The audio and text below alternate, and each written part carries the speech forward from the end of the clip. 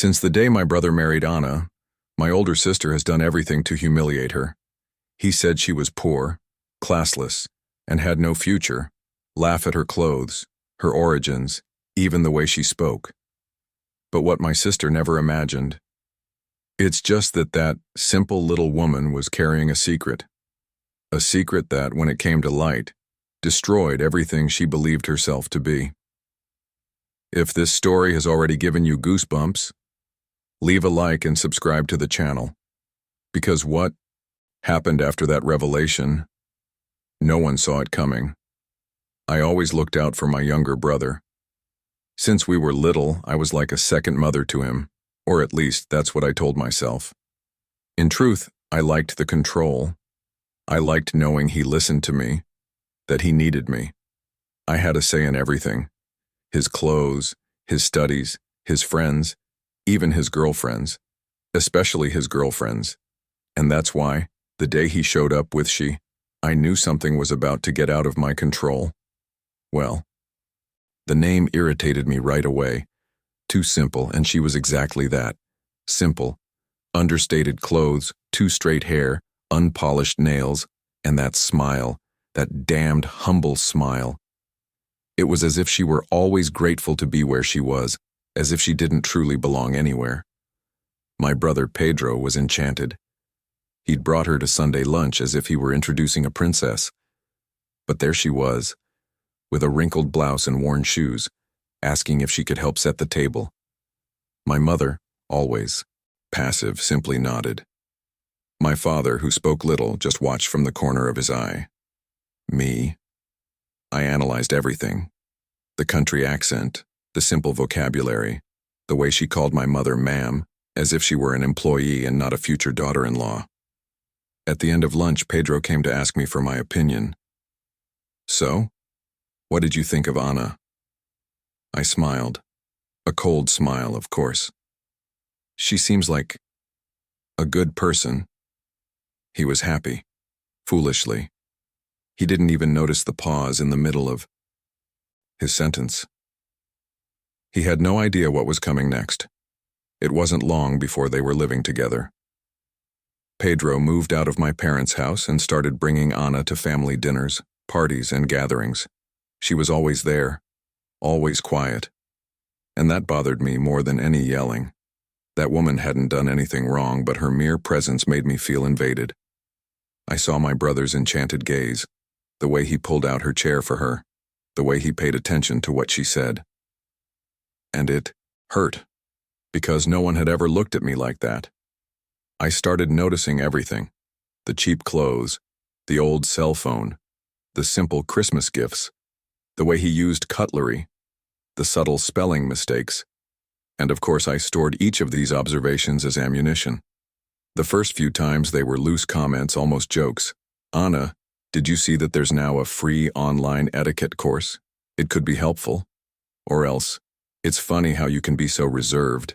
It almost seems like fear. Pedro didn't notice.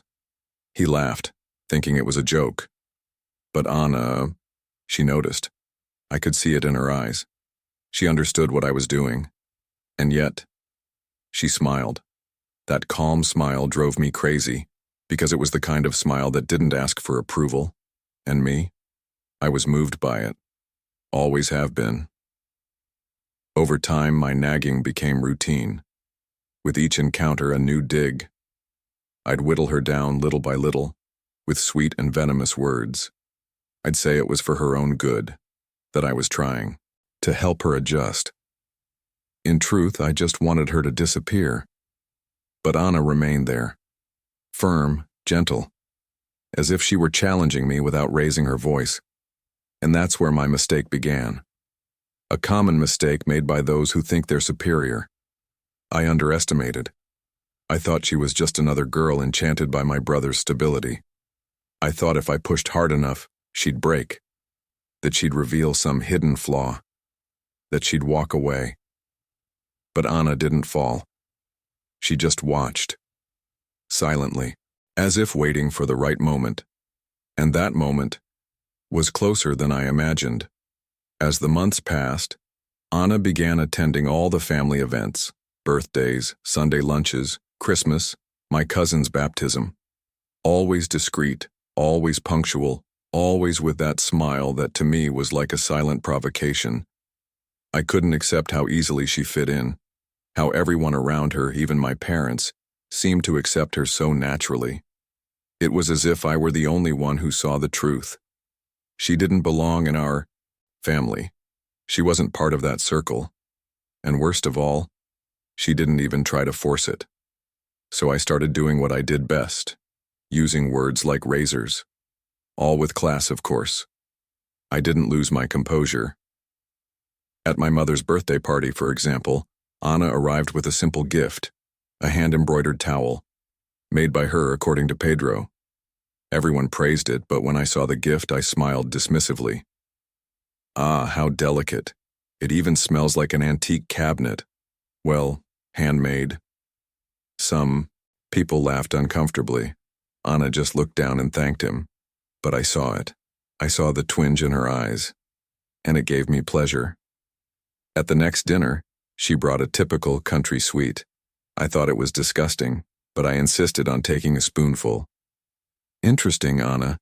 It tastes like childhood without a refrigerator. More laughter, more embarrassment, and more silence from her.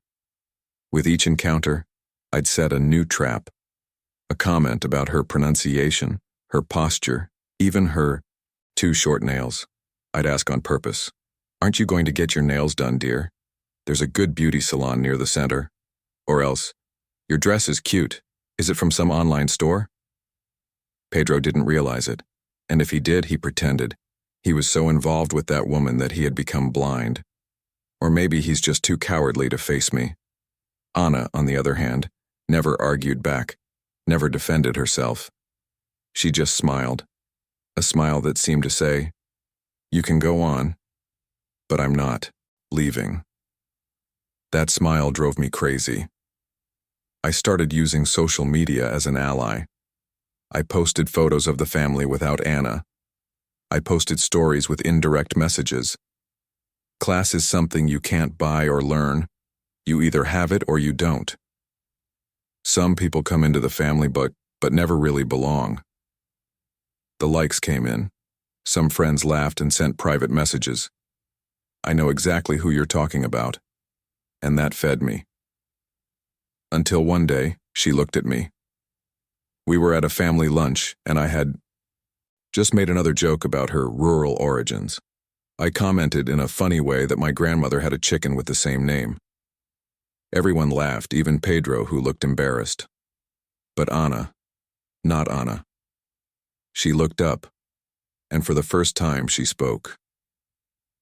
"You know what I find funny, Clara? It's that with everything you have, you still need to put others down to feel bigger." Silence. The room froze. Pedro stopped chewing. My aunt nearly dropped her glass. And I smiled. A cold, defensive smile. I only speak my mind. Then maybe it's time to think again. She got up from the table gracefully, excused herself, and left. That night, Pedro did not sleep at home. And me? I thought about that sentence for hours. But instead of making me reflect, it made me want to destroy. Anna had finally reacted, and I was determined not to lose this war. Little did I know that I had already lost it a long time ago. Dinner was my idea. I made a point of organizing everything, choosing the menu, defining the theme, and putting together the guest list. I said it was to bring the family together. But the truth was, I wanted another chance to put Anna in her place. Only this time, in front of everyone. I planned every detail. I invited distant aunts, childhood friends, and work colleagues, people who had never seen Anna up close but would trust what I showed her. I even prepared a PowerPoint presentation with photos from Pedro's childhood, omitting any images involving his current wife. Anna arrived wearing a light blue dress, simple but beautiful, her hair tied back, her makeup light. Pedro held her hand, smiling, as if nothing were wrong. as if he didn't notice the poison pulsing beneath the surface. During dinner, I feigned cordiality. I toasted the family, made jokes, poured wine, and shared smiles. But inside, everything was calculation.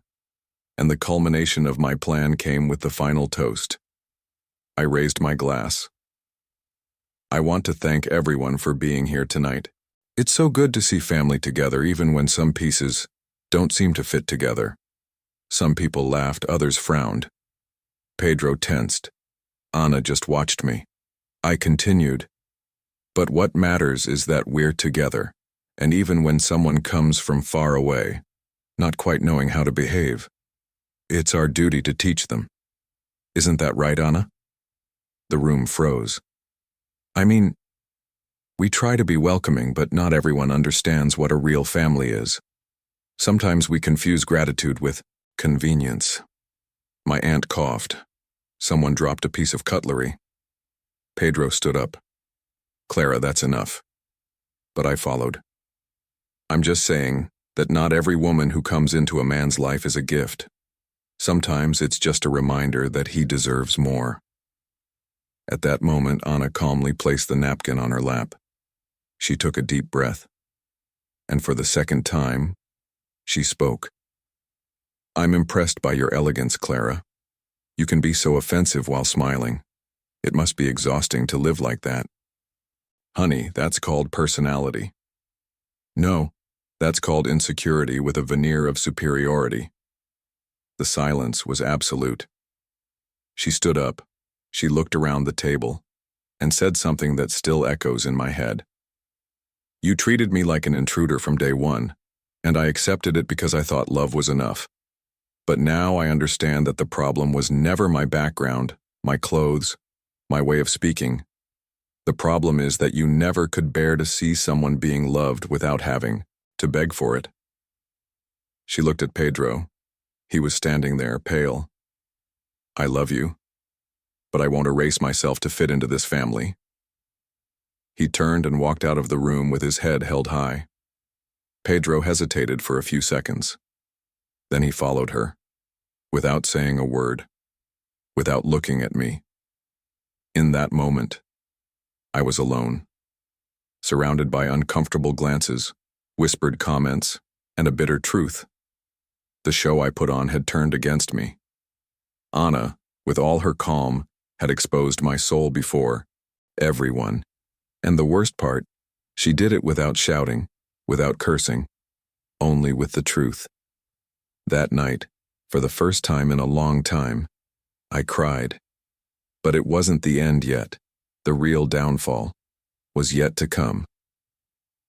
Pedro went 3 weeks without calling me, without a message, without an invitation to lunch, without even an emoji in the family group. And this, coming from him, was a silent scream. At first, I thought it was just wounded pride, a way to punish me for dinner. But time passed, and he didn't come back. That's when it started to hurt, because Pedro always came back. Always. It was our dynamic since childhood. I made mistakes, he forgave. I manipulated, he gave in. That's how we operated. Or at least, that's how I thought we worked. I called a few times. He didn't answer. I sent messages, viewed, unanswered. And then one day I went to his apartment. A desperate move, I know. But I needed to see for myself what was happening. Ana answered. And for a second, I thought about turning around, but she just said, "He's in his room, but I don't think he wants to talk." I ignored the warning and went in. Pedro was sitting on the bed, surrounded by papers, old photos, and a few open boxes. He looked at me, but didn't smile. "What do you want, Clara?" "Talk to you. Explain." "Explain what? That you spent the last few months trying to destroy the woman I love?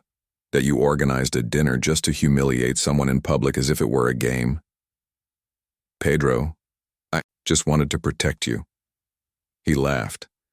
A dry, bitter laugh. "You didn't want to protect me. You wanted to control me." I felt my chest tighten, but I continued. You don't understand. She appeared out of nowhere, took your heart, infiltrated our family. And you just let her. She didn't sneak in, Clara. She was invited. By me. Because it makes me feel good. Because she really sees me. And you know what? She never tried to keep me away from you. You did it alone. I tried to argue. To say that everything I did was out of love. That I was always there by his side. That no one knew him better than I did. But every word seemed to hit a wall that had never existed before. Pedro was no longer the same. He stood up, crossed his arms, and said, with the calm of someone who had already made a decision, "You know what hurts me the most? It wasn't what you did to Anna. It was realizing that you never saw me as a man, always as an extension of you, as someone who had to follow your script." His words tore me apart inside. I'm your brother, Clara, not your project. And if you really love me, you'll need to learn to love me freely. I stood there, speechless, as if everything was falling apart from the inside out. And it was. I left the apartment with a bitter taste in my mouth and a new emptiness in my chest. That night, for the first time, I understood. The control I thought I had was an illusion. Pedro was waking up, and I was left alone. But the pain of loss was still just the beginning. The real punishment was about to arrive. The apartment was silent. Real silence. Not the kind of silence that accompanies a peaceful afternoon, but the kind that screams in the corners, that weighs on your shoulders. I heard the ticking of the kitchen clock like a war drum inside my head. I spent the next few days convincing myself that everything was fine. He needs some time. He soon realizes he was being naive. This phase will pass. But the days turned into weeks, and he remained distant. Pedro didn't call me. He didn't come over. He didn't text. And what hurt most, he seemed fine. I saw a photo of the two of them on Instagram, Anna and Pedro smiling on a park bench, eating ice cream. That simplicity made me hate them, as if their happiness were a direct affront to my emptiness. I started going out more, making appointments, meetings, lunches with people I barely knew, all to avoid the feeling that, for the first time in years, I had no one waiting for me. My coworkers started to notice. "You look more tired, Clara." "It is good too?" And I always responded with the same smile. "Just a lot of work, nothing special." But it was too much. One night I tried calling Pedro again, just to hear his voice, to ask how he was. But when his name appeared on the screen, my finger froze. I hung up before it rang. I wasn't going to humiliate myself, not after everything I've done for him. Instead, I sent a vague message. Something like, "I hope you're okay. If you want to talk, I'm here." He viewed it. He didn't respond. There, for the first time, I felt something I had never felt from him. Indifference. No hate. No hurt. Indifference. It was as if I had ceased to exist. As if my emotional screams were nothing more than distant noises. And I didn't know how to live without being the center of his attention. I started looking at old photos of us. Childhood moments, trips, birthdays. I smiled in them, all, and so did he. But now I saw something else, my hand always on his shoulder, guiding, commanding, correcting. Was it love? Or was it control in disguise? I began to wonder if I had ever in fact loved him, or if I just loved the idea of having someone who depended on me. But even with these doubts burning inside, I didn't back down. My walls of pride were too high. Admitting guilt was a luxury I hadn't yet realized I had. So I continued on alone. In my tidy apartment, with my clean crystal glasses, with my impeccable resume, and a hole in my chest that neither time nor trophies nor dinners with acquaintances could fill. But the world doesn't stop for us to recover, and my punishment hadn't really begun yet, because soon something would come. Something that would take away not just my brother, but the only certainty I thought I still had left. The control. It was a morning like any other. Black coffee, a dress shirt, notifications piling up.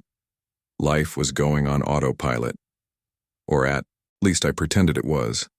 But that day, a single message that popped up on my phone screen was enough to unravel everything. Clara, have you heard? Anna lost the baby. I read it. I repeated it. And I read it again. Baby? I sat down. The floor seemed to spin for a second. I didn't know she was pregnant. No one told me. Pedro didn't tell me. They were expecting a child. And now, they were gone. I tried to breathe, but it was as if the air had thickened. The phone slipped from my hand. In my head, a jumble of images. Pedro with a baby in his arms. Anna smiling with her growing belly. Me, outside. Always outside. I went to the kitchen, washed my face, and looked at myself in the mirror. I wondered why it affected me so much. But I knew why. Because that son, that baby I didn't even know existed, represented everything I had lost. It was my brother's new life, the new family he was building, far from me. And the worst part is that maybe I had contributed to that loss. I remembered the anonymous messages I'd sent Anna weeks before, the passive-aggressive comments, the tension I'd generated at dinner, the looks, the insinuations, the emotional pressure. I hadn't laid a finger on her, but the truth is, I never needed to. The venom I'd spilled was subtler, slower, and perhaps more fatal. She was pregnant, and I treated her like an intruder, a threat, a usurper. The pain began to grow in a strange way. It was different from jealousy, from wounded pride. It was a dull, viscous guilt that stuck to me inside and suffocated me. I tried calling Pedro. This time he answered, "Pedro, I just found out." On the other side, silence. I didn't know. I swear I didn't know, you guys. "It's not about you, Clara." His sentence was like a cut, straight, surgical. "Pedro, listen to me, I'm devastated by the—" "But it's not about you, Clara. It's not always about you. And if you really feel something, the least you can do is walk away." I tried to answer, but he had already hung up. That night I sat on the living room floor with the lights off. No music, no television, just me and my own silence. For the first time, I cried like someone bleeding. It wasn't just the mourning of a life that never came.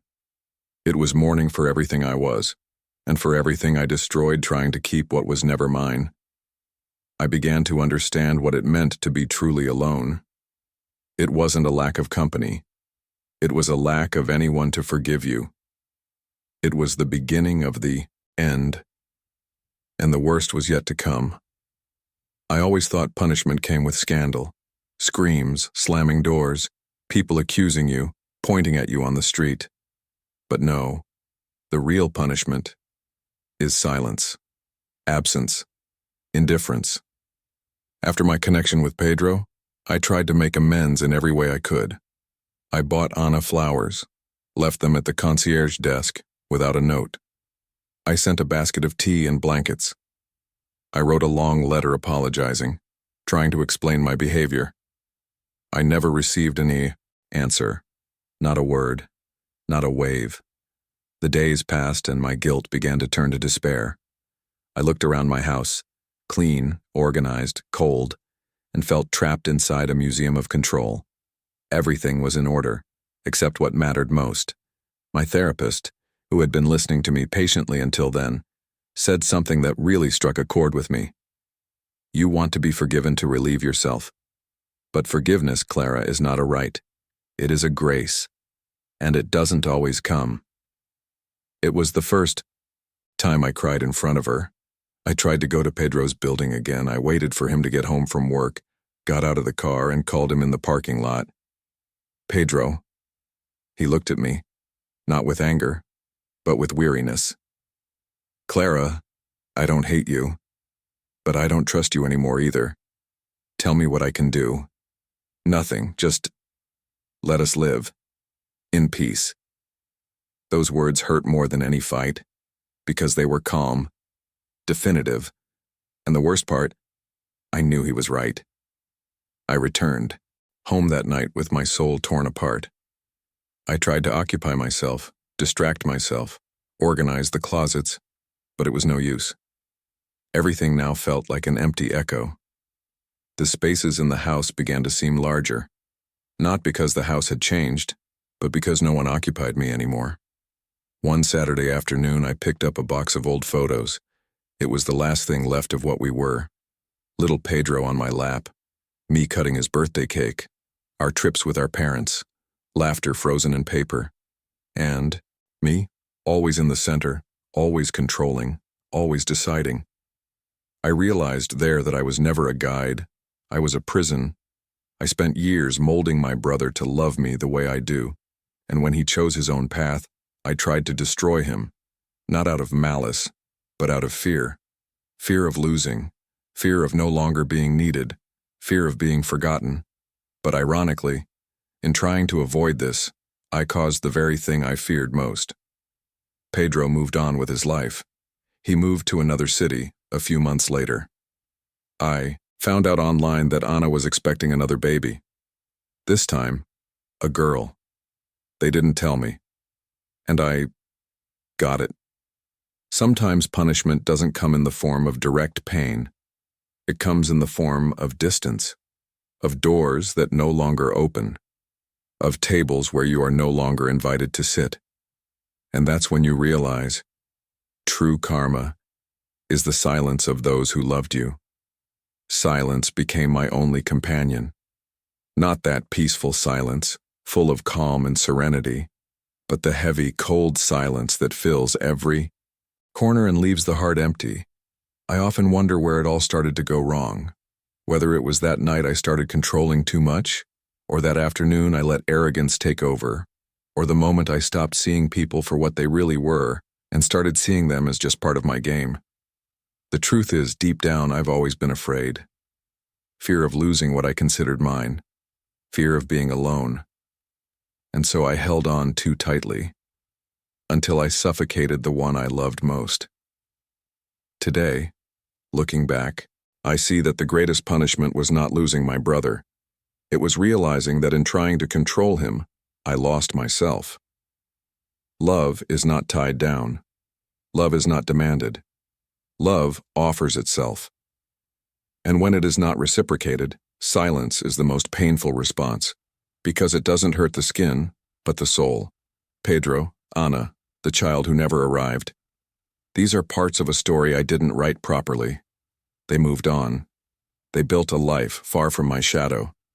And I stayed here, trying to understand, where I lost myself. If I could go back in time, perhaps I would have chosen to listen more, to understand more, to love less out of fear and more out of genuineness. But I can't.